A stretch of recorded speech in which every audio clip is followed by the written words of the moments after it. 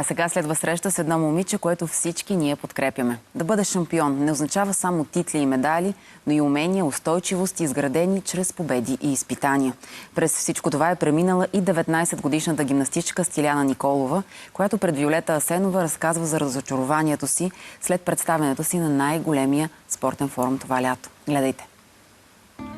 2 месеца след дебютното си участие на Олимпийските игри, Стиляна Николова отново е в залата по художествена гимнастика.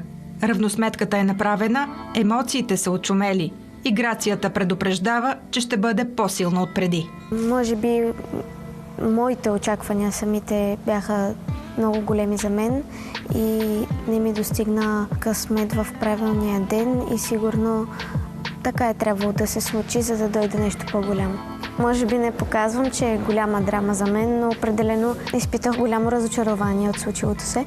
Няма как да се забрави това нещо, по-скоро мога да се науча от него и да продължа по-силна.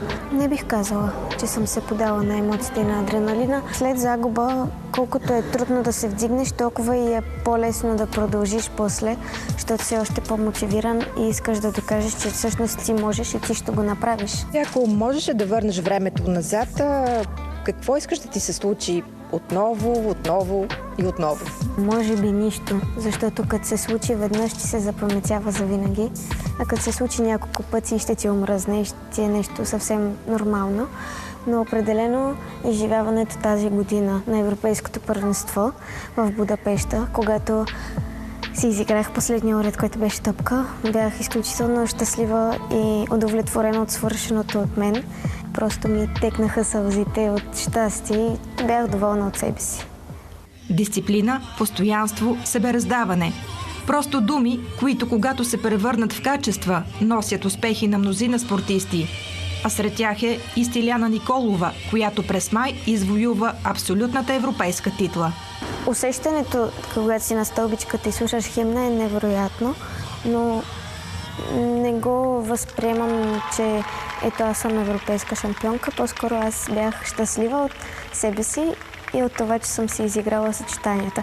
Определено, когато си на върха, си казваш, че всичко си е заслужавало, но същевременно забравяш всички трудни моменти и се наслаждаваш на хубавите.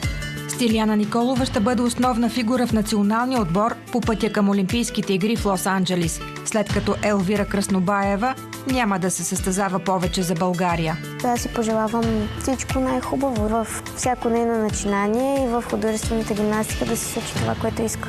Боряна не ми е споделяла какво точно мисли да прави. Всичко, което вие знаете и ние знаем. Ще имаме нови конкурентки, нови гимнастички, които сега идват от девойки. Смятам, че ще бъде интересно. В залата се изисква от нас да работим много. Наистина влизаш в фаза войник и просто това се изисква от нашия спорт.